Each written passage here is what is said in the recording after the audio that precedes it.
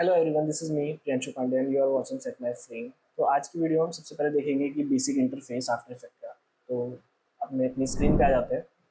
तो सबसे पहले आप देख सकते हैं कि मेरी स्क्रीन पे दो ऑप्शन आ रहा है, एक न्यू प्रोजेक्ट का, एक ओपन प्रोजेक्ट का। अगर आपके पास पहले से कोई प्रोजेक्ट्स बना हुआ है तो यहाँ पे ऑप्शंस आपके पास आ जाएंगे, लेकिन जैसे कि अभी मैंने न्यू इंस्टॉल किया है तो अभी कोई प्रोजेक्ट्स दिखाएगा नहीं इसमें। तो हो सकता है अगर आपने भी नया नया इंस्टॉल किया हो तो आपने भी कोई प्रोजेक्ट्स ना दिखाए। तो अगर मेरे को नया प्रोजेक्ट बनाना है तो मैं न्यू प्रोजेक्ट पे क्लिक करूंगा। अगर मेरे को कोई पुराने प्रोजेक्ट पे काम करना है तो अपने ओपन प्रोजेक्ट पे क्लिक करूंगा। अगर मेरे को न्यू प्रोजेक्ट चाहिए तो मैं अपने न्यू प्रोजेक्ट पे क्लिक किया और मेरे सामने ये इंटरफेस आ गया। इंटरफेस काफ़ी सिंपल है। ये इस साइड पे मेरे पास प्रोजेक्ट्स का पैनल है जहाँ से मैं कोई भी वीडियो या फोटोज़ वगैरह इसमें डाल सकता हूँ। और उसके बगल में मेरे पास इफेक्ट्स कंट्रोल है। मैं कोई भी इफेक्ट्स अगर इस पर लगाता हूँ वीडियो पे तो यहाँ से मैं उसको कंट्रोल कर सकता हूँ। नीचे मेरे पास यहाँ पे मेरी लेयर्स आती हैं और इस जगह पे मेरा कंपोजिशन आता है। मतलब कोई भी वीडियो जो मैं एडिट कर रहा हूँ वो यहाँ पे दिखता है। ठीक है, साइड में हमारे पास प्रीव्यू, प्रॉपर्टीज, अलाइन, ऑडियो, इन सब का ऑप्शन है। ये ऑप्शंस आपको जो चाहिए आप उसके अकॉर्डिंग रख सकते हो, नहीं चाहिए आप यहाँ से क्लोज पैनल कर सकते हो। और मेरे को अगर कोई और चीज़ चाहिए मैं विंडो पे जाके यहाँ पे वो चीज़ को ऐड कर सकता हूँ। जैसे मैं अगर मेरे पास प्रीव्यू नहीं है तो मैं प्रीव्यू ऑलरेडी यहाँ पे था मेरे पास, मैंने उसे डिसलिट किया, यहाँ से गायब हो गया। मेरे को ये वापस चाहिए तो मैं प्रीव्यू पे वापस क्लिक करूँगा और वापस आ गया। नेक्स्ट, हमारे सबसे पहले काम करने के लिए हमको कोई भी चीज़ चाहिए होती है वो है कॉम्पोजिशन। हमको एक फ्रेम चाहिए जिस पर हम काम करेंगे। तो आप कॉम्पोजिशन यहाँ से ही बना सकते हैं, न्यू कॉम्पोजिशन पे क्लिक करके। प्लस यहाँ पे आप डबल सेलेक्ट भी कर सकते हैं, सॉरी प्रोजेक्ट्स के अंदर आप जाके डबल क्लिक भी कर सकते हैं। और यहाँ पे अपने कोई वीडियो फोटोज़ अगर आपके पास है और आपको उसी साइज़ का चीज़ बनानी है आप सीधा वो भी कर सकते हैं। नहीं तो यहाँ पे राइट क्लिक करके आप न्यू कॉम्पोजिशन पे क्लिक करके बना सकते हैं। प्लस यहाँ पे कॉम्पोजिशन का क्रिएट न्यू कॉम्पोजिशन का ऑप्शन आ रहा है, आप यहाँ से बना सकते हैं। ठीक है, अब ये आपका खुल गया कॉम्पोजिशन सेटिंग, जिसमें आप कॉम्पोजिशन का आपका नाम मांग रहा है कि आपको अपने कॉम्पोजिशन का क्या नाम देना है। मैं इसको दे देता हूँ बेसिक इंटरफेस। उसके बाद ये मेरे से पूछ रहा है कि आपके कंपोजिशन की साइज़ का होगा। तो यहाँ पे ऑलरेडी 1920 1080 है, लेकिन ये डिफरेंट डिफरेंट साइज़ की बन सकते हैं। जैसे आपका सोशल मीडिया में भी चलता है, आप जब रील बनाते हैं उस साइज़ में, और स्क्वायर पोस्ट भी बनती है उसमें भी कुछ वीडियोस बनती होंगी। तो यहाँ पे आप उसको चेंज भी कर सकते हैं। तो ये ऑलरेडी इसका रेशियो फिक्स हो रखा है यहाँ पे 1.78 करके, इसीलिए आप नीचे कुछ भी चेंज कर रहे हो तो ऊपर भी उसमें का चेंज हो रहा है। ठीक है, मेरे को 191080 चाहिए। ये अगर आपको कुछ और साइज चाहिए आप इसको डीसेलेक्ट करके लॉक को आप यहाँ पे इसको चेंज भी कर सकते हैं। अब अगर मैं कुछ भी चेंज करूँगा तो चेंज नहीं होगा। ठीक है, फिलहाल मैं ये रखता हूँ। यहाँ पे आपके पास आ जाता है पिक्सल एक्सपेक्ट रेशियो, इसको मैं बताता हूँ अभी बाद में। इससे उसके बाद आता है फ्रेम रेट। फ्रेम रेट आप अपने अकॉर्डिंग सेट कर सकते हैं। बेसिकली क्या है ये 1 सेकेंड के अंदर बीच में कितने फ्रेम्स चलेंगे। कोई भी आप एनिमेशन अगर देखते होंगे पहले के टाइम की, पुराने टाइम की जो डिज्नी वगैरह की होती थी, वो 15 फ्रेम्स या 18 फ्रेम्स पे बनती थी और उसमें थोड़ा जिटरनेस आता था। लेकिन आज के टाइम पे अगर आप कोई भी 60 FPS की मूवीज देखोगे तो बहुत स्मूथली चलती है वो। आप अपना टाइम फ्रेम सेट कर सकते हैं कि उस कॉम्पोजिशन का कितना टाइम फ्रेम होगा। फिलहाल जो है मैं उसी के साथ आगे बढ़ना चाहता हूँ, और अपना कॉम्पोजिशन का कोई भी वो भी सिलेक्ट कर सकते हैं कि किस कलर में होगा, वाइट, ब्लैक, रेड, आप कलर भी चूज़ कर सकते हैं। मैं फिलहाल वाइट चूज़ कर लेता हूँ और ओके, ये मेरा कॉम्पोजिशन बन गया। अब मैंने आपको बताया था कि पिक्सल एक्सपेक्ट रेशियो क्या होता है। ठीक है, अगर मान लो मैं कोई इमेज लेके आता हूँ यहाँ पे और इस इमेज को मैं सेलेक्ट करके अपने कॉम्पोजिशन के ऊपर यहाँ पे लेके गिराता हूँ, तो इसी का ही एक कॉम्पोजिशन बन गया मेरे पास। ये देखिए, इसी इसी साइज़ का बन गया जिस साइज़ का मेरे पास इमेज था। और यहाँ पे आप देखेंगे बेसिक इंटरफेस जो कॉम्पोजिशन मैंने बनाया था, और एक कॉम्पोजिशन वो है जो कॉम्पोजिशन मैंने इमेज से बनाई है। तो यहाँ पे ऊपर हमारे पास दो कॉम्पोजिशन आ गए। प्लस यहाँ पे भी हमारे प्रोजेक्ट्स में भी बेसिक इंटरफेस नाम से और पिक्सल इसके नाम से भी एक कंपोजिशन बन गई जो मैंने इमेज से बनाई है, और प्लस मेरा इमेज भी है। ठीक है, आप यहाँ से अगर इसको गलती से आप हटा भी देते हैं तो आप यहाँ पे दोबारा डबल क्लिक करके अपने कंपोजिशन को वापस लेके आ सकते हैं। ठीक है, अब बात करते हैं पिक्सल एक्सपेक्ट रेशियो के बारे में, जो आपने यहाँ पे देखी थी, जो मैंने आपको दिखाई थी यहाँ पे। फिलहाल अभी स्क्वायर पिक्सल है। आप इसका अलग अलग साइज़ है, तो बेसिकली होता क्या है ये, अगर मान लो कि मेरे पास इमेज है और इस इमेज पे मैं डालता हूँ एक इफेक्ट मोज़ेक का, ठीक है, 260 बाय 260। अगर आप, मैं इस इमेज पे थोड़ा जूम करूँ, साइज इसका देख पा रहे होंगे कि इसका क्या साइज है, एक पिक्सल का क्या साइज है, और ये बहुत सारा ऐसे पिक्सल मिला के ये पूरी एक इमेज बन रही है, ठीक है। अगर मैं इसका साइज थोड़ा सा बढ़ाता हूँ तो देखिए इसके हॉरिजॉन्टल ब्लॉक्स को अगर मैं थोड़ा बढ़ा रहा हूँ तो कैसे वो स्क्वायरिश में बन रहा है। अगर मैं इसका वर्टिकल ब्लॉक्स बढ़ा रहा हूँ तो कैसे लंबे उसके पिक्सल बन रहे हैं, और अगर साइड से बढ़ाऊंगा तो कितने पतले पिक्सल बन रहे हैं प्लस लंबे, और पीछे लेके आऊँगा तो कितने स्क्वायरिश टाइप बन रहे हैं, और लेके आऊँगा थोड़ा रेक्टेंगल बन रहा है। एक पिक्सल जो है आपका वो किस साइज का होगा वो डिफाइन करता है आपका पिक्सल एस्पेक्ट रेशियो। अब हमारे पास ऊपर कुछ टूल्स हैं।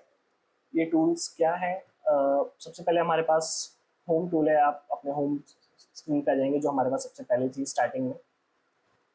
उसके बाद मैं बात करूँ, ये हमारा सिलेक्शन टूल है, तो कोई भी चीज़ सेलेक्ट करने के काम आती है। जैसे मान लो ये इमेज है मेरे पास और इस इमेज को मैंने थोड़ा छोटा कर दिया, और यहाँ पे मेरे पास एक रेक्टेंगल है और ये एक रेक्टेंगल है। अब दोनों डी सेलेक्ट हो रखे हैं। मैं अपने सिलेक्शन टूल को सिलेक्ट करके क्या कर सकता हूँ, इसको या फिर इसको अपने अकॉर्डिंग सेलेक्ट कर सकता हूँ।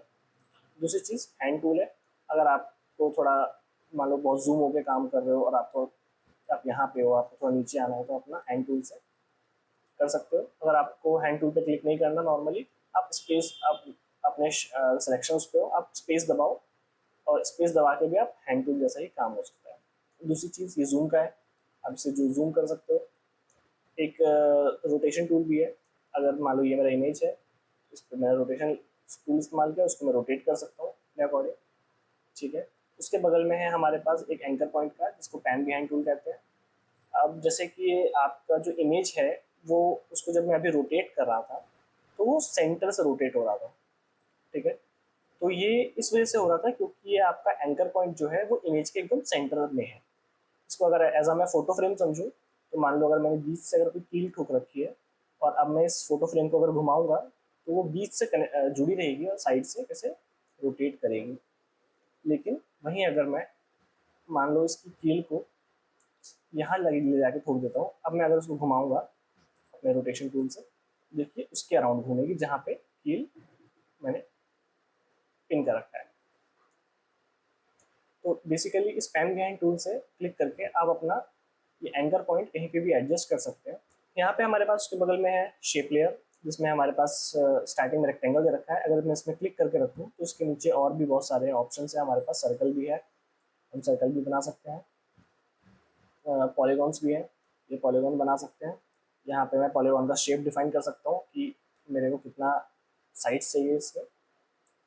उसके बाद यहाँ पे मेरे पास टेक्स्ट टूल है। टेक्स्ट टूल से मैं कोई भी टेक्स्ट लिख सकता हूँ, इसका कलर चेंज कर सकते हैं यहाँ प्रॉपर्टीज से, ठीक है। उसके बगल में हमारे पास ब्रश है, clone, stamp tool, eraser tool. इन सब के बारे में बाद में देखेंगे, ये खुद में एक बहुत बड़े टॉपिक्स हैं। तो फिलहाल मैं इन सबको हटा देता हूँ यहाँ से। अब हमारे पास कुछ और भी चीज़ें हैं, जैसे जो सबसे ज़्यादा काम आती है। सबसे पहले यहाँ पे एक इफेक्ट्स एंड प्रीसेट वाला टूल, जहाँ पे हमें कोई भी इफेक्ट अगर किसी इमेज पे लगानी है, जैसे मान लो मेरे पास ये इमेज है, ठीक है। इस इमेज को मैंने फिट टू कॉम्प कर देता हूँ, तो ये इमेज मेरी फिट टू कॉम्प हो गई। इस पर मैं डाल देता हूँ एक ब्लर का इफेक्ट, और यहाँ पे आ गया मेरे पास गॉसियन ब्लर। मैंने या तो मैं इसको इस पर ड्रैग एंड ड्रॉप कर सकता हूँ सीधा इमेज पे, या मैं लेयर पे ड्रैग एंड ड्रॉप कर सकता हूँ, या फिर मैं ये भी कर सकता हूँ कि मेरे को जिस लेयर पे से डालना है उस लेयर पे से सिलेक्ट करूँ और यहाँ पे जस्ट डबल क्लिक कर दूँ। तो अब देखिए यहाँ पे हमारे पास दो ऑप्शन था, एक प्रोजेक्ट का था, एक उसके बगल में इफेक्ट एंड इफेक्ट्स कंट्रोल का था। तो जो मैंने इफेक्ट यहाँ पे डाला उसका कंट्रोल मेरे पास यहाँ पे आया, ठीक। अब जैसे ही मैं इसको, इसकी ब्लरीनेस को, अभी 0 है, जैसे मैं इसकी ब्लरीनेस को बढ़ाऊंगा तो देखिए इमेज पे कैसे इफेक्ट आ गया ब्लरीनेस का। तो कोई भी अगर इफेक्ट है मैं उसका इफेक्ट कंट्रोल यहाँ से कर सकता हूँ। यहाँ पे इफेक्ट कंट्रोल का ऑप्शन आ जाता है आपके पास। यहाँ पे ना हो आपका ऑप्शन कहीं पे भी, यहाँ पे भी आ सकता है इफेक्ट कंट्रोल का। जस्ट मैंने इसको यहाँ पे सेट कर रखा है। ठीक है, अब कुछ चीज़ें हैं, जैसे कि मैं इसका रोशन ब्लर हटा देता हूँ फिलहाल। कुछ चीज़ें हैं जैसे कि मान लो ये इमेज मेरे को बड़ी क्लीन दिख रही है अभी, क्योंकि मेरा रेजोल्यूशन यहाँ पे फुल पे है। ये मैंने आपको वहाँ पे भी दिखाया था जब हम लोग कॉम्पोजिशन सेटिंग अपना सेट कर रहे थे, तो रेजोल्यूशन यहाँ पे थी फुल। मैं इसको यही सेम चीज़ ये यहाँ पे है, मैं इसको यहाँ पे भी एडजस्ट कर सकता हूँ। अगर मैं इसे फुल ना रख के अगर मैं इसको हाफ कर दूँ तो उसका रेजोल्यूशन पहले से थोड़ा गिर गया है। अगर मैं पहले दिखाऊँ फुल पे और हाफ पे दिखाऊँ, देखिए कितना गिर रहा है। अगर मैं थर्ड पे दिखाऊँ तो और ज़्यादा गिर गया। तो बेसिकली ये आपका देखने के लिए है कि अगर आपको बस करेंट में अपना इमेज देखना है तो थोड़ा कम रेजोल्यूशन में, तो इससे आपके लैपटॉप पे ज़्यादा हैवी नहीं होता है, आप आराम से उसको देख सकते हैं। सेम उसी तरह से अगर ये जो वीडियो फोटो है, मान लो इसकी जगह पे कोई वीडियो होती, मैं एक वीडियो इसमें ऐड कर लेता हूँ। जैसे मान लो मेरे पास ये वीडियो है, मैंने ये वीडियो इस पर ऐड कर ली। ठीक है, अगर मैं इसको डिलीट मार दूँ, अगर मैं आपको ये वीडियो दिखाऊँ अभी, अब ये थर्ड पे है, अगर मैं फुल पे दिखाऊँ तो ये कैसे कितनी हाई क्वालिटी है। अगर मैं इसको यहाँ पे थर्ड कर दूँ, लेकिन इसको अगर मैं प्ले करूँ तो ये अभी लो क्वालिटी में ही प्ले हो रही है। लेकिन इसको मैं चेंज कर सकता हूँ यहाँ पे प्रीव्यू में आके। अगर मैं प्रीव्यू में चाहता हूँ इसको मैं फुल कर दूंगा, तो देखिए मैंने इसे फुल किया लेकिन ये हाई क्वालिटी हुई नहीं। तो यहाँ पे क्या है, कॉम्पोजिशन है, इसको आपने यहाँ पे थर्ड किया है तो आपकी जो रुकी हुई इमेज है वो आपको लो क्वालिटी में दिखेगी। लेकिन जब आप प्ले करेंगे तो देखिए कैसे हाई क्वालिटी में प्ले होगा। क्यों? क्योंकि मेरा प्रीव्यू जो है वो फुल पे है। ऐसा अच्छा रहता है कि अगर आप कभी काम कर रहे हो अपनी बहुत ज़्यादा हाई क्वालिटी वीडियोस पे किसी चीज़ पे, तो आप इसको नॉर्मली थर्ड या हाफ पे रख के काम कर सकते हो। इससे क्या होगा कि अगर मैं इसको थर्ड पे रख दूँ और इसको मैं फुल कर दूँ, देखिए अब इमेज मेरे को बड़ी फुल दिख रही है, अब लेकिन जब मैं इसे प्ले करूँगा तभी थोड़ी लो क्वालिटी प्ले होगी। तो लो क्वालिटी करके आप इजीली एडिट कर सकते हैं, काम वाम कर सकते हैं, ज़्यादा लैपटॉप पे प्रेशर नहीं लगता। ठीक है, ठीक है, आपके पास लेयर का ऑप्शन है। अगर आपको लेयर पे कोई इशू है, कोई काम उस पर करवाना है, कोई मास्क लगाना है, सब कुछ आपको यहाँ से भी मिल सकता है। हालांकि और भी तरीके होते हैं इसको करने के, जो कि हम यहाँ से चेंज कर सकते हैं। अब यहाँ पे टाइम का है, अगर आपको इसमें इसको फ्रीज करना है यहाँ पे, तो आप यहाँ से भी चेंज कर सकते हैं। हालांकि ये सब चीज़ें हम थोड़ा बाद में देखेंगे, अभी जस्ट बेसिक इंटरफेस है तो मैं इसमें ज़्यादा नहीं बता रहा। लेकिन आपको लेयर से लेके कोई भी चीज़ अगर आपको चीज़ चाहिए वो यहाँ पे मिल जाएगी। अगर आपके इफेक्ट्स को लेके कोई भी चीज़ आपको चाहिए तो आपको यहाँ मिल जाएगी। जो इफेक्ट आप यहाँ सर्च करते हैं वो इफेक्ट आपको यहाँ भी मिल सकता है। अगर मैं इस पर क्लिक करूँ, अपने लेयर को सिलेक्ट करूँ और मैं यहाँ पे इफेक्ट ढूंढूँ, तो सारे इफेक्ट मेरे ऑन हो गए। मैं इसमें से कोई भी इफेक्ट ढूंढ के अपना लगा सकता हूँ। जो इफेक्ट मेरे को यहाँ दिख रहे हैं वो इफेक्ट मेरे को यहाँ भी दिख रहे हैं। अपने एनिमेशन से लेके कोई आपको चीज़ें हैं, अभी एनिमेशन भी हम देखेंगे आगे जब की फ्रेम वगैरह लगाएंगे, तो उसके भी बहुत सारे ऑप्शंस यहाँ पे हैं। हम ट्रैक मोशन कर सकते हैं, ट्रैक कैमरा कर सकते हैं, और भी बहुत सारी चीज़ें हैं। तो में आप चीज़ें और भी देख सकते हैं। शो गाइड्स का है, शो रूलर्स का ऑप्शन है हमारे पास। विंडो में हमारे पास वर्क स्पेस का ऑप्शन है, इसमें हमारे पास हम अपना वर्क स्पेस अपने अकॉर्डिंग मैनेज कर सकते हैं। मेरे को लर्न चाहिए मैं लर्न लगा सकता हूँ, मेरे को पेंट चाहिए मैं पेंट लगा सकता हूँ, मेरे को कुछ हटाना है मैं यहाँ पे डी सेलेक्ट कर सकता हूँ। अगर मैं इफेक्ट एंड प्रीसेट पे डी सेलेक्ट कर दूँ, यहाँ से वो इफेक्ट एंड प्रीसेट मेरा हट गया। ठीक है, आप अपने अकॉर्डिंग उसको कस्टमाइज़ कर सकते हैं। और अपने अकॉर्डिंग कस्टमाइज़ करने के बाद आप विंडो पे आके वर्क स्पेस में आके यहाँ पे उसको सेव भी कर सकते हैं, save as a new work space.